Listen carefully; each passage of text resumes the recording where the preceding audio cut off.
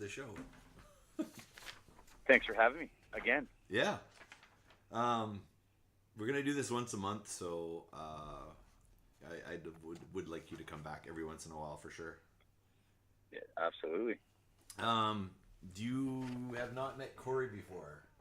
No, I have not. Hi. He's waving. How's it going? It's going pretty well. Good. So you're the mediator. Well, sort of. He's the anti-Kiss fan.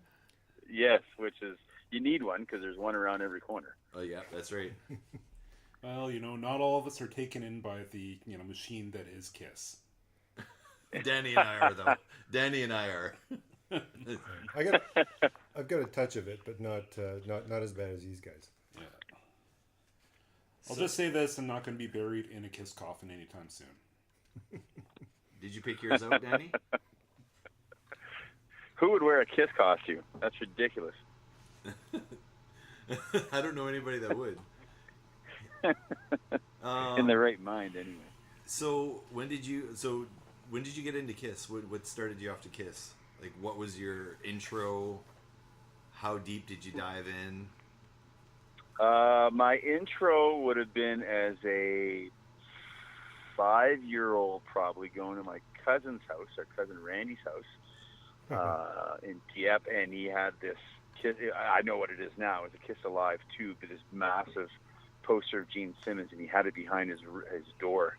And I remember my aunt, our Aunt Jan, told me to go play in his room because he was gone to school, and I was having a time. And I decided to shut the door because they were watching TV, and I shut the door, and I saw the poster, and it scared the living crap out of me.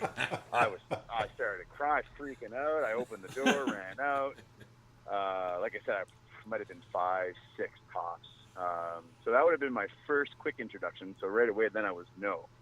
And then I went to your place in Shediac, and not much later, I wouldn't think. And I Love It Loud had just come out, so I probably would have been 6 because that was 82. Yep. And you guys had satellite, so you had MTV. Oh, yeah. And you showed me this video. You're like, you got to see this. And instant flashback to being scared in Randy's room. But I couldn't look away as much as it creeped me out, especially with the video, with the melting phone and the eyes and all that, at the end of the video. As a 6-year-old in the 80s, that was top notch, right? That was top notch effect, and yeah, that still freaked me out. But I was more interested at that point than I was scared, and I never forgot that. I still remember I could explain to you the layout of the living room where you were sitting. I still remember what that living room looked like you guys had there. And that stuck in my mind. And then I kind of, forgot about it. I lived in the country, and all our parents listened to were country and Western. So, but then I had a friend. We were renting videos. I used to watch a ton of movies when I, 12 years old or whatever. Yeah, and Kiss Exposed was part of the rentals. And we didn't really know much about Kiss, but there was a bunch of girls with bikinis on it. It wasn't R-rated. We could probably rent it. So we rented it. Because they don't check ID. Renting, they never checked ID. I rented a lot of R-rated movies back in the day. Yeah. If they kind of knew you and they knew your parents, I found it was a lot easier, in this small town, Again, it was a music video, so they probably, anyway, so we rented it. But that flipped the switch. That was the... seeing the old footage and seeing, it's an exaggerated story. Obviously, that movie's pretty hideous, but it's still pretty awesome. Just the footage and the costumes when they go through that fake museum of all the stuff. And I was just, the music got me, but the story got me, and the makeup and the costumes got me, and just everything. They just seemed like such a cool band. And from that point on, I remember I hopped on my street and trail dirt bike the next day, and I took the marsh from Dieppe all the way to because I wasn't legal age to drive yet, right? I was probably only 12 or 13, and I drove to the mall. I went and bought Kiss Alive 2, I believe was the first one. Is that what you bought? That was your first? That was my first one, yeah, because it had a lot of stuff that I recognized from the VHS tape, and I knew that the makeup era was a bit more my thing. I liked the non-makeup era, but all they were showing at that time for Exposed was Asylum, Animalize, Lick It Up, and Crazy Nights. So it wasn't as much of a draw to me as 10 years of makeup and members and the secrecy behind it, I guess. You know what I mean? Like, it was still, even though they had their makeup off, there was still a certain, I don't know, I wanted to know more. I needed to know more. I needed to learn more. I needed to hear more, something about it. And then from there, I just started every week I'd save, I think my mom was giving me like $5 a day for lunch. And I'd eat off $3 and I'd save $2 every day. And then Nice. I'm dead serious. I did this for about maybe a couple of months. So I could build up a good amount of cassettes. I bought the H3 solo album, Dress to Kill, the first record, obviously. Anything I could find. The original, they had changed Creatures, so they had the non-makeup version of Creatures of the Night. Yeah. So I bought that, and I thought that was what a ripoff, because I was like, well, wait a minute, in the video they've got makeup on. and then it just freaked out. And and then I met people at school that were Kiss fans, and because there's only a couple, you knew who you were. You had your own little club, and Kiss was definitely not cool to like in 89. I wanted to ask you about that. Did you ever get beat up for listening to Kiss? Not beat up, because I was a pretty stocky guy, but I was definitely like, people would poke fun at my Hot in the Shade shirt because it had fluorescent pink on it, because it's 89, of course it does, or 88, whatever year that would have been. And people thought I was funny because I liked Kiss, but they still associated Kiss with a non-makeup Kiss, right? They Heaven's on Fire and Lick It Up, the makeup years were kind of, exactly, with the bouffant hair and the makeup and all that. Basically the Paul Stanley Kiss, Yeah. Let's just bear in mind that this was probably the years too when the people that were beating you up were probably wearing those skinny leather ties and the long sleeve shirts that hung over their jeans. Exactly. Wow. So people. It wasn't. You definitely weren't cool if you listened to Kiss during those eras. If you were my age, like, why is it 15-year-olds so into Kiss? Like they haven't done anything relevant and blah blah blah blah blah blah blah. So who was the counter band? So if they're mocking that for you, what was the counter band? Like, what were they listening to? Well, I wasn't a banger, but I was hanging out with people that were more into heavier music. So Motley Crue, Metallica, obviously. Metallica's so huge at that time. Hang on a sec. So you were fighting guys that were into more metal. You know what my biggest, I got made fun of for liking Kiss. And you know what the counter band to Kiss that was way better than Kiss was? Duran Duran? Nope, Styx. Oh, jeez. Oh, come on, man, Mr. Roboto. This guy was gonna beat me up. This is grade 4, grade 5. This guy was gonna beat me up because I listened to Kiss. He goes, "They're not a real band, not like Styx," and he was gonna beat me up. And I'm like, it's fucking Styx, dude. Dennis DeYoung with his cheesy little mustache. Anyway, sorry, go on.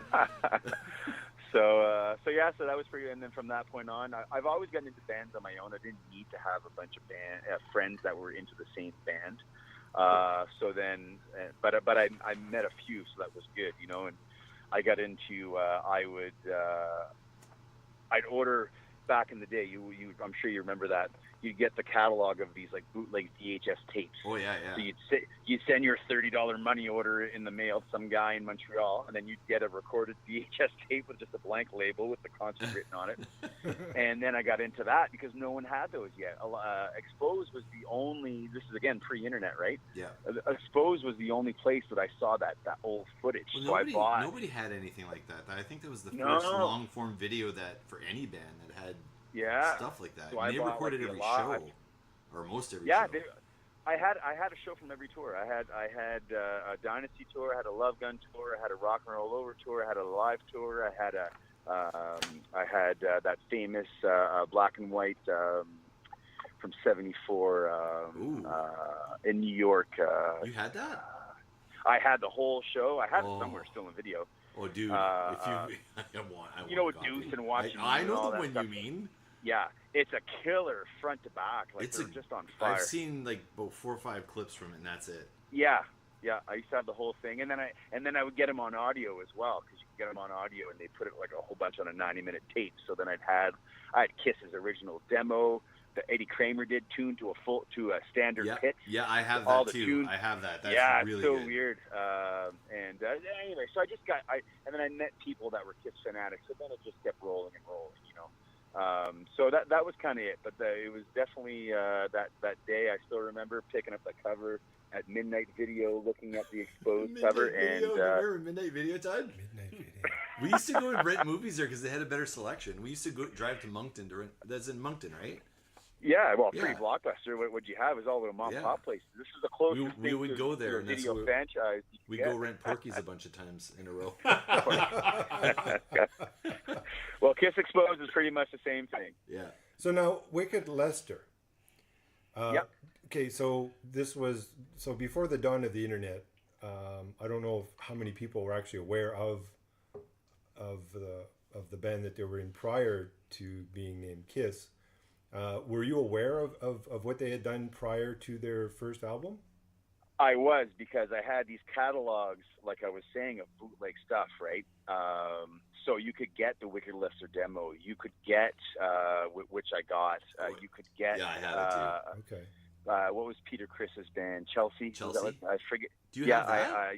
Well, I had a few clips for you. There was no full thing, but like Okay. 2 or 3 songs, Yeah. and it sounded like crap. You had to really listen. It was like course. probably 18th generation, you know, 2 ghettos, one in front of the other. But and I try like crazy. Of course, massive Ace Frehley fan. Couldn't find anything on him. But I definitely and you know, the different versions of the Kiss songs that are on the Wicked Lester, you know, cassette and stuff. But so yeah, I did know, but I kind of stopped digging, because when I heard Wicked Lester, I could see what they were getting at, but I could also see why Paul and Gene wanted to do something different, you know, and move on. So still an entertaining I piece was of definitely history, aware. Though, that's for sure. Like I've listened to it a lot. Because it's different. It's a different version of some of the original songs. And I like some of the other songs, as cheesy as they are. Yeah, absolutely. Well, you can see what they're kind of, again, you gotta think at the time, right? New York City at that time, there were so many bands. They would have been hearing so many different kind of pioneering sounds, not knowing at the time that they were pioneering sounds, but going on. So the creative juices must have just been incredible for all those musicians in that area at that time, you know. Yeah. Wow. Look at Todd. Yeah. Well, when you were talking about Randy's his room, that was kind of my introduction to a lot of music. I mean, the Kiss, the albums, the Alive, was it Alive 1 and Alive 2? I don't know if It was you had Alive both. 2. And I remember, for sure. I think we borrowed the album one time, playing it, and I had the Strat that I had. It was all single coils, right? And of course, and they're playing Les Pauls and whatnot, so it wasn't very thick, the sound that I had.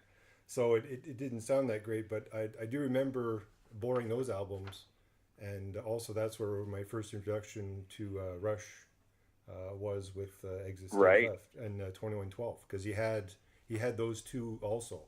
And for some reason, the tape deck that he had, there was a switch on it that was called wide. Oh yeah. And when you hit that, it was like the whole room just opened up. Do you remember that, Danny? No, I don't remember that. Shit. I remember that. Well, Randy was a lot older than me, so I never really, like, as a kid, we never really hung out. You know, he babysat me probably a couple times, but that would have been, so no, I don't remember that. But wide, yeah, it was probably some sort of a pre-stereo, or kind of like a stereo or something like that. I don't know, weird. Yeah, it was cool though. I remember just click that switch and like, holy. Yeah, and he had the 12 string in his room, and I think a 6 string also, I believe. But I I've never seen him play though. What's that? I never saw Randy play. Did he actually play? I don't know. Well, I'm sure he did. We just never heard him, I guess.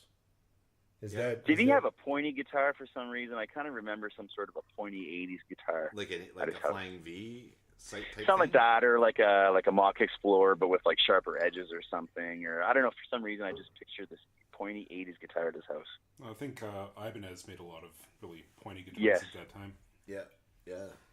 Yeah, I just remember the acoustics, so I don't remember any electric ones. So it's funny. Now, Todd, did you find it? So sorry. No, go ahead.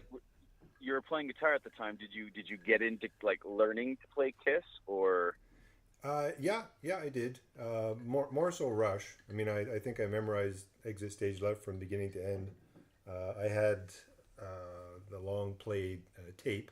of course, after a while they start to stretch and warble and slow down, so your tunings would be off. But I'm sure I went through, I think three actual cassettes before they even came out on CD.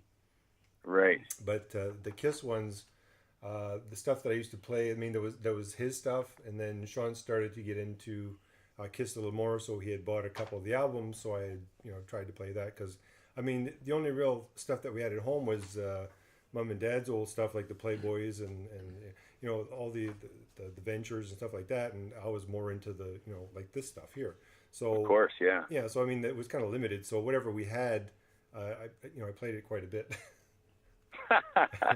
Well, see, and for me, again, that was when I kind of started playing guitar, and I tried playing a couple times, and for a couple of years, and I was just terrible at it. I just couldn't get it. I'd put it down for a few months, try again, and then for some reason, one day, I grabbed my guitar one night, and I had smashes, thrashes, and hits because it had, remember that? Jesus, yes. And because it was, again, the Kiss didn't have a greatest hits at that point. All they had was Alive 1 and Alive 2. That was their greatest hits.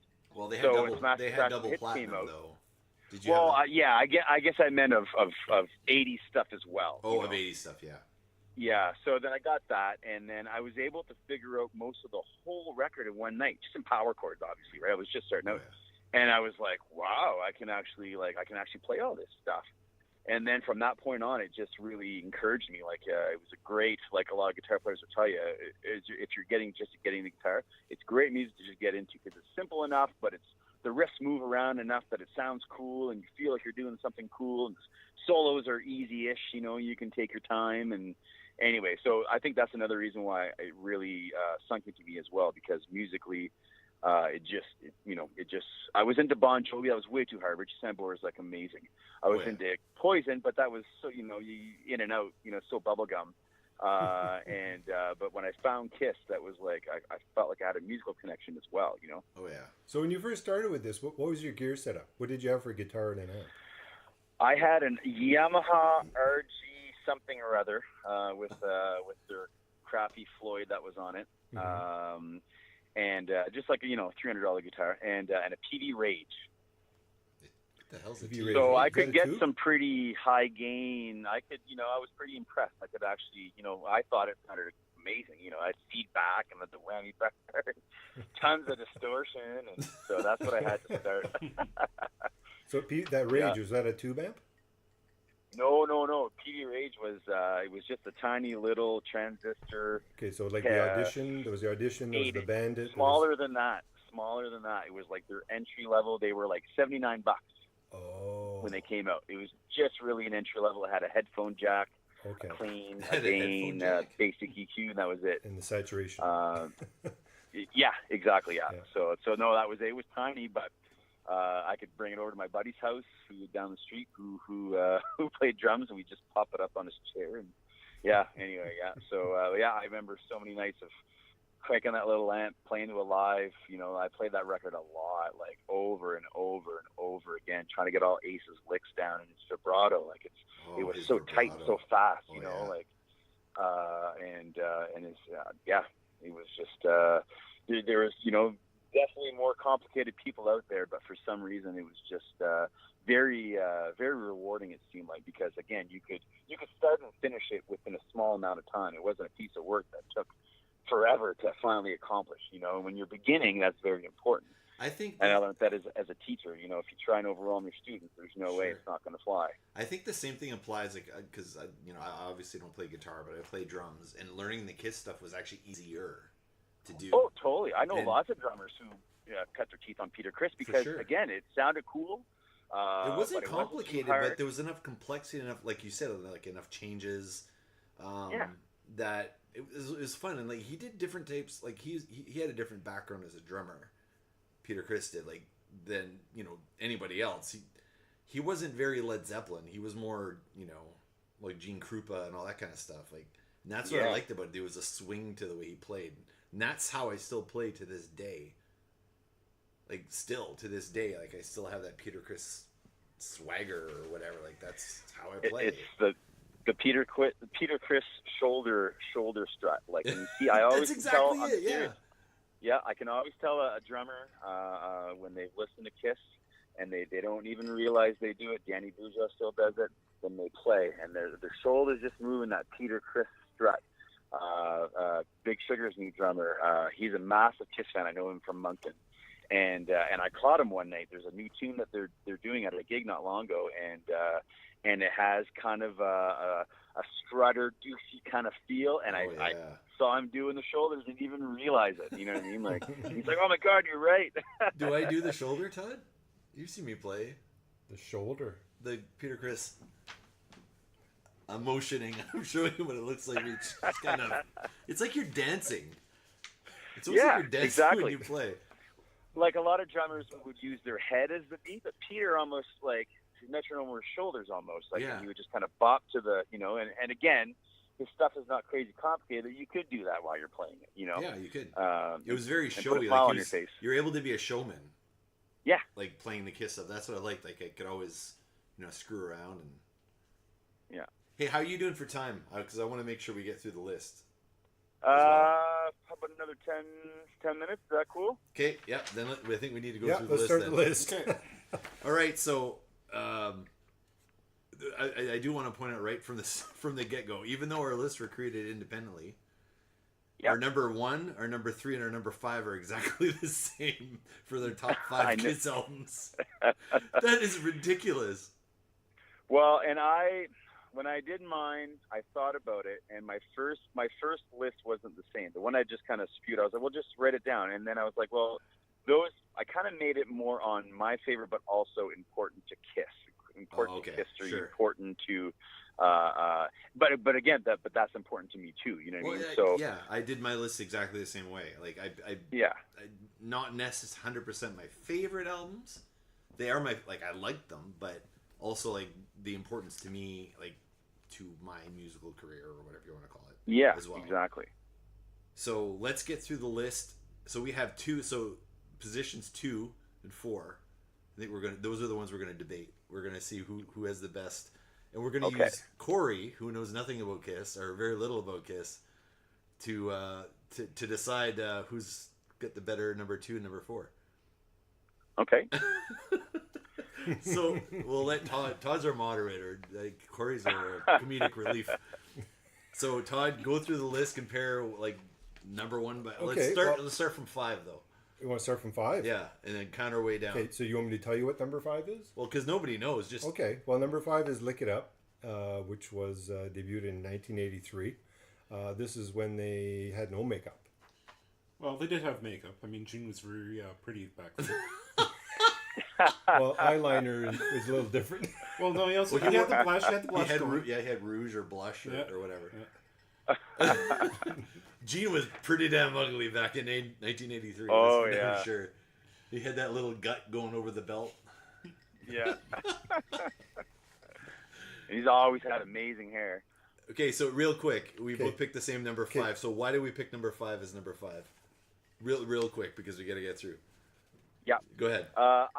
I picked it because they needed that record, even though it was amazing as Creature of the Night was to Kiss fans. It still kind of flopped tour-wise and chart-wise, and they were taking their makeup off. They had a new guitar player, and they pull it off in spades. Vinnie Vincent's riffs are just ridiculous how good they are. His playing on it. They totally changed their writing style with the times. Well, Vinnie co-wrote 8 of the 1010 songs on there. I think that was huge. That's what they needed. They needed a really catchy songwriter to come in. And as much as I love Ace, having Ace just rehash the same old kind of stuff would not have cut it. Yeah, for sure. They needed something. There's a trend that Paul Stanley always said. A trend is your friend, and that's something that someone in the industry had told him, and that's when they went for "I Was Made for Love and You," that was his point behind it. When they did more 80s style music and look, that was the whole point. Do we want to get left behind, or do we want to keep going? That's right. So I just think they knocked it out of the park. Personally, it's a great album myself. I think it's awesome. It's just there's some pop, there's some some metal riffing. There's some hard rock stuff. It's just, I just think it's a great song. And it's the last album that Gene was involved in, and you can tell. Oh, yeah. You can really tell that he was very into that record. Oh, yeah, big time. Actually, I think the best Kiss albums are the ones that are balanced between Gene and Paul, where it's not a Paul album, it's not a Gene album, it's both. Because I think Gene writes songs easily, and I think Paul has to work at it. And I think Gene coming in with he comes in with a good song, and then Paul's like, fuck. And he has to up his game, and I think that's the balance, the dynamic that made that album so fucking great. I think 8 out of 10 songs are probably like A+ on that album. Oh yeah. Yeah, there's not very much, and I mean, we're listening to it now, it sounds dated. I'm sure back in '83, it probably was no filler. It was probably all, it fit the era, it fit the tones, it fit the, the lyrics, they're cheesy now, but at that time they were, No, they were cool at the time, man. Even Paul's little rap on All Hell's Breaking Loose is pretty damn cool at the time. Yeah. And don't forget Eric Carr's drumming too. He was so disappointed with what he got to do on The Elder. Finally on Creatures, he gets to really pull off what he wants to do, and then he's in his comfort zone, and then he's got this killer guitar player to play with. Eric's playing on that is great as well. So are you saying his playing's better on this album than it was on The Elder?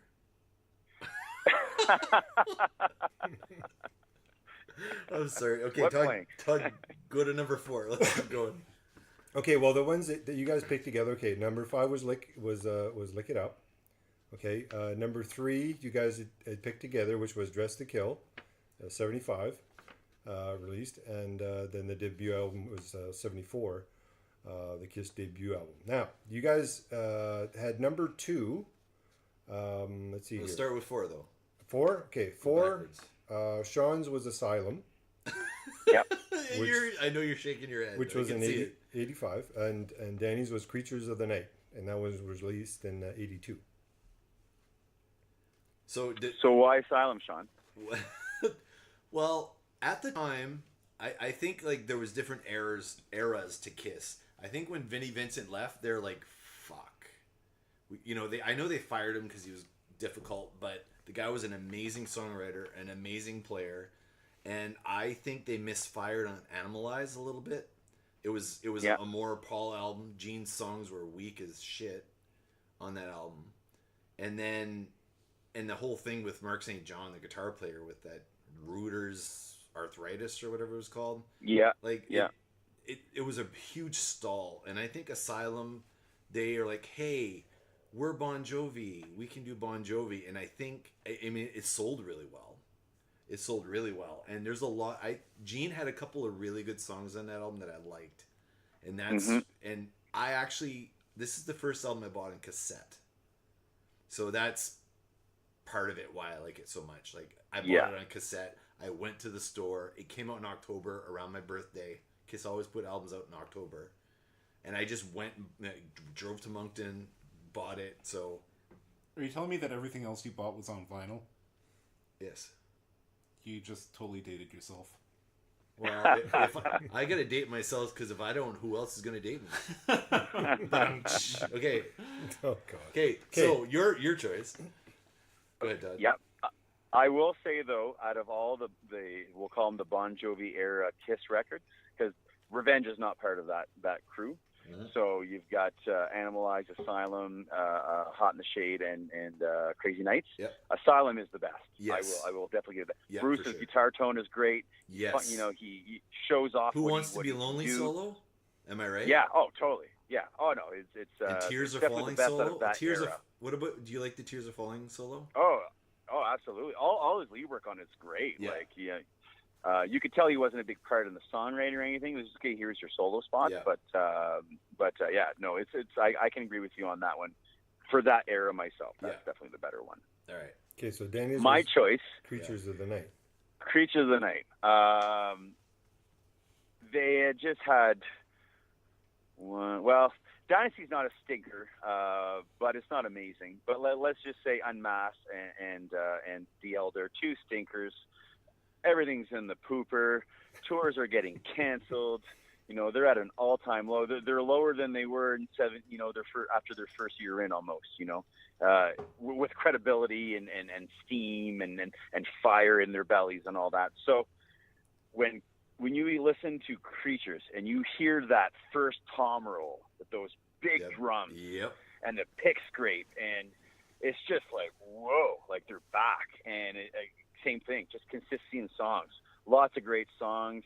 There's a lot of different guitar players on it, which is weird, but it gives it a certain kind of, this is new. It's not just, again, Ace Frehley's pentatonic licks over and over and over again. It's actually got a lot of different stuff on it.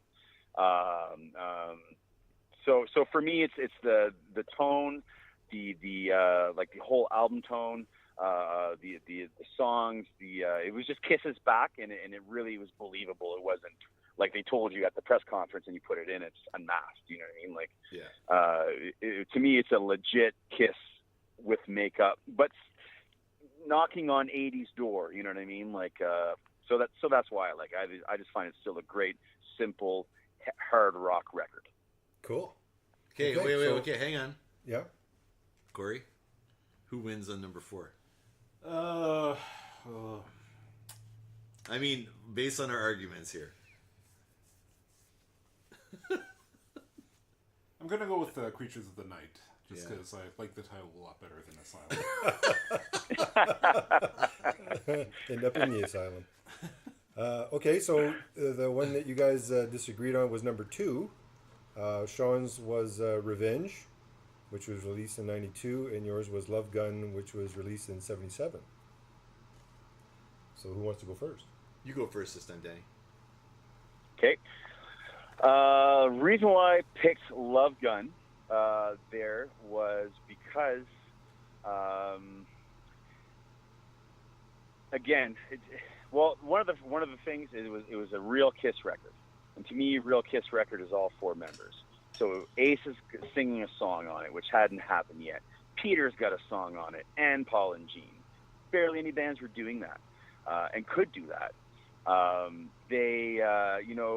To me, Destroyer it's not a Kiss record. It's a good record, but you can tell that, there was a lot of production going on there. There was a lot of non-members involved. Hey, just as a quick note, Danny, for Destroyer, it was voted one of the worst albums on when I posted this. Oh, on Facebook. Really? Yeah. I've never been a massive fan of it. I understand the pieces of it, but to me, I probably haven't listened to Destroyer front to back in, I don't know, 20 years. It's just not it doesn't grab me. No. But sorry, going to Love Gun. I just wanted to bring that Love up. Gun had, so they get away from the overproduced stuff. Then they do Rock and Roll Over. They try and rehash Beth with Hard Luck Woman. The recording doesn't sound all that great. The songs are good, but Love Gun, it just, to me, it's like Kiss and Just to Kill. Everything falls into place. The album tones are good. The songs are good. Ace's playing is on fire. Again, they're all singing a song, which no bands were doing yet. But they had the cockiness of the Fame and Fortune, and you can hear them. You can hear that strut in their music, the confidence too, right? So I just find it such a great, complete album overall as a Kiss record, and that's why I picked it. Yeah. Ooh. Oh, you're swaying me. Hey, justify yourself, Sean. Okay, well, I know for number 2 it seems kind of strange, but Revenge for me, Memories and everything else was they got Eric Carr passed away. It was tough and all that sort of stuff, and they really had to come back with some solid songwriting. Interestingly enough, Vinny wrote, I think, 2 songs or 3 songs on there. 3. Was it 3? And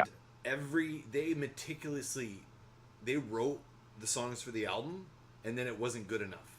And then they went back and then revised, and then it wasn't good enough. And then Bruce came up with these amazing solos for the album. It wasn't good enough. Do it again.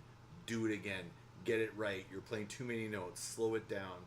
They worked so hard on this album on the songwriting front. It showed. There's only one super weak song on that album, and I think you know which one it is, Danny. Yep. But look at you. Yeah, exactly. But I mean, crap. But other than that, I think I like every single song on this album. I think. I do too. If we had if it was a top 7, it probably would have been in there. Or top, 8, it would have been in there. I agree with you on all that. The songwriting is killer. But the tones are. Go ahead, sorry. But Gene started writing songs again. Instead of just phoning it in, he actually busted his ass. And when Gene busts his ass, it's a better song than a Paul song a lot of the time. Yeah. He doesn't bust his ass half the time. That's the problem. Another interesting fact about that record is Domino was Gene's first single since I Love It Loud. Yep. Yeah, I know. Isn't that ridiculous? Yeah. I agree for sure. It's not in a top 5 for me as a legendary Kiss record in a top 5. But if you ask me, I want you to pick 5 Kiss records that you can listen to front to back. That's definitely one of them. No problem. Yeah, for sure. Yeah, I still listen to it to this day. Me and my friends actually thought that Bob Kulick played. We were like, "There's no way this is Bruce. There's no way. It's his brother. It's too good." Like, not to put Bruce down, but it was like you said. It was hooky. It was kind of vintagey, but still aggressive. But he wrote on the song. He wrote on the album. This is Bruce's album. And I kind of like Bruce. He's almost my favorite guitar player in Kiss. And this is the one where he got to actually do shit. Yeah. And, it was his album, and it was his to shine on, and he brought it. And that's why I like it, because it was like everyone that made fun of me for the Bon Jovi era Kiss, when this came out, I was like, oh, yeah, Kiss is actually pretty cool. Yeah, exactly. And good for Kiss on figuring that one out. Yeah. Grunge is in, Stro goatees. If you listen to that record, it's so dry. There's barely any reverb. Yep. The guitar tones are super dry and aggressive. Absolutely. It's a great record. And they had the car jam on there, which kind of made me really happy. Yeah, that's true. Now, I had that from, it's on a Free Leaf Comet. Yep. Breakout. And, Breakout, exactly. Yep. So, yeah, it's not a 2 for me, but it's definitely in a 7, 6, 7, 8 position for sure. The same thing goes for Creatures of the Night. That was like my number 6 because I learned how to drum playing that album. That was the album I got my first kit. That's the album I listened to, and that's how I learned how to play. So where's Psycho Circus in this list? No. How many records do they have? Dynasty. Dynasty is actually not that, unfortunately, I Was Made for Loving You gives the record kind of a bad rap. But the Ace songs in it are good. The Ace songs are Ace has proven a point on this one. I find. Oh, totally. It's showing that he's coming off the high of the solo record. Anton Figg's drumming's killer on that record. Oh my God, no kidding. Like Anton Figg was the ghost. Gene barely played bass on that record. Just like I forget what other Dynasty or Destroyer. Barely played bass on it. Who was playing bass on it? I don't even know. Just random guys. Just random guys. Random guys. He like same as he doesn't even know who played on Detroit Rock City. It's just he wasn't there. Bob knew a guy. He knew the lick, and Gene knew it wasn't really right, and he brought a guy in and nailed it. And Gene showed up to the studio the next day, and Bob said, "Here, I got a guy to come in." And Gene's like, "Man, that's awesome. Let's keep it." So on that note, did you play all the guitar in Thunderfunk? No, I didn't. I didn't play any actually. Was it Bob Kulick? No. It kind of sounds Bob Kulicky. What were you playing on the album? Were you playing bass on the album? No. I played I played guitar on the whole thing. I'm just joking. Oh my God. We did actually. I don't know how much time. How much time you got? 3 minutes? I should probably wrap it up here. Okay. Yeah, I should probably wrap it up anytime. Yeah. All right, we're gonna keep going, and we're gonna do a second episode. But thanks for doing this. This is fucking fun, actually. Oh, this is again, I told you I was probably gonna talk your ear off. There's a lifetime of ingrained and embedded memories and feelings, and that's the cool thing about when you're into a band, especially a band that has a deep catalog and a deep history. And as much as it's not fun to go through member changes, when when you're looking back at 30 years, well, then you have all these characters. Like I was giddy when I found out that Vinnie Vincent finally crawled out of whatever hole he was living in, Oh, you know, God. just out of curiosity, just Yeah. out of, you know, like, he's kind of one of those guys, you know, like whatever happened, you know, like, Yeah. well, the Vinnie Vincent Invasion records happened, and that's why he disappeared. But Hey, I mean, yeah, like, Can we do this again? And maybe I want to cover some Vinnie Vincent shit. yeah, totally. So just one last thing. Okay, so you're talking about when you were in Randy's room and you turned closed the door and you saw that big picture of Gene. Yep. At what point? Because I know you've been in the Kiss tribute band and you've been playing Gene. Now, at what point did you figure that that's what you were going to do? 5 minutes later. You obviously got over your fear of Gene when you saw Yeah, him. you mean like with Kiss? You mean, or in general? Was it kind of like a Batman thing where, you know, to get over his fear of bats, he presses a bat? Do you mean like with being a Kiss fan? You mean, or playing? Well, yeah, like you saw him there, and I'm sure it's like anything else. When something shocks you, or even if you're afraid of something, sometimes some people will face it and they'll actually do the thing that they were afraid of. So it's kind of like you saw him and it just kind of startled you, but you just saw him as like, wow. And it's like, I wanted to be that. Like, well, you know, and again, when you think about it, it kind of, you know, you have a different perspective thinking all those years back. But when it's like I said, when Sean put the I Love It Loud video on, because he had recorded it, so that's why he could put it from the start. And again, my instinct was to oh, I shouldn't be watching this. I remember you being scared. I do remember. Yeah, but I couldn't stop. So I think it was that memory of that poster behind Randy's door, and I was just so in. I don't know, Gene. And it was Gene. It was all Gene, you know, because of that video and that poster, right? Oh, yeah. To me, I thought that was Kiss, you know, and there was just something about him. He was. It's like, you know, it's like the Hulk. You know what I mean? Like, he's scary and he's green, but I like him for some reason. Yeah. You see a certain thing about it, you know. And I never at that point would have thought that I would have done that.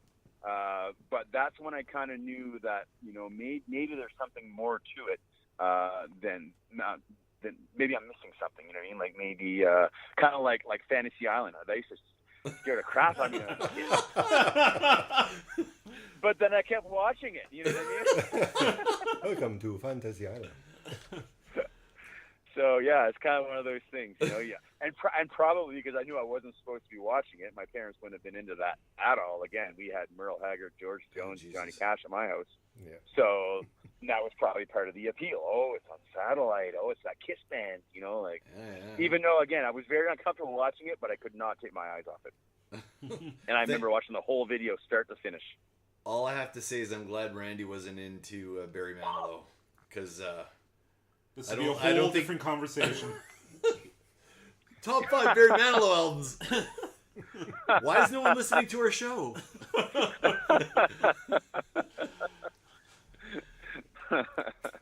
Awesome. Okay. All right, guys. All right. Well, thank. Oh, so number 2. Which one is it? Is it? Oh yeah. Is it Yeah, Love Corey, Gun, what's number or 2? is it... I'm going to go with Love Gun because, you know, I like things that I can remember. I love it. Well, and the album cover. The album cover. Oh, the album cover is fucking cool. Yes. Yeah. I mean, that again, it showed back to what I was saying. They had the cockiness of success with the women all laying there and they're standing there and they're like fakely chiseled abs and all that. Gene's got abs. Yeah, exactly. I thought he just had one ab. So cool. Yeah, good T-shirt Awesome. for sure. Yeah. Oh yeah, killer T-shirt. Yeah. And our number one was like Kiss Kiss, first album. I mean, and No you know what? I explanation didn't have it. required. I tried to not put that first. I tried to not put Kiss first. But the more I kept reorganizing the list and going, well, how can it not be? Look how many. There's like 6 standards classics that they still play to this day. Yeah. There's, you know what I mean? It's there's, you know, that could have been the only Kiss record, and if luck would have been on their side, they would have had a bunch of hits off it. You know what I mean? Yeah, like exactly. it's all It's all good. The recording is good. The ideas are good. Everyone's hungry. You can tell. Oh yeah. There's chemistry. The drumming is really good on that album. Drumming's killer. Again, Ace is like, he's original.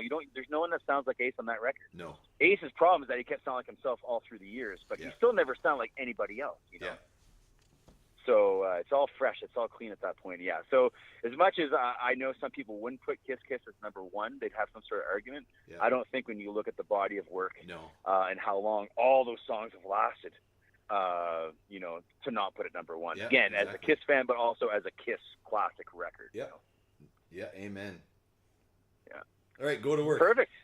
All right. I'm gonna Go to work, and maybe we'll do this again in a month or two or something. Yeah, that sounds awesome. Okay. All right. Sounds good. Nice talking to you. Have a good night, guys. Yes, See you you later. too. Take care. Okay. All right. Okay. All right. All right. All right, guys. That was the. Yeah. Yeah. I think we're good. So we're gonna cap off here. See you guys on the flip side. Okay.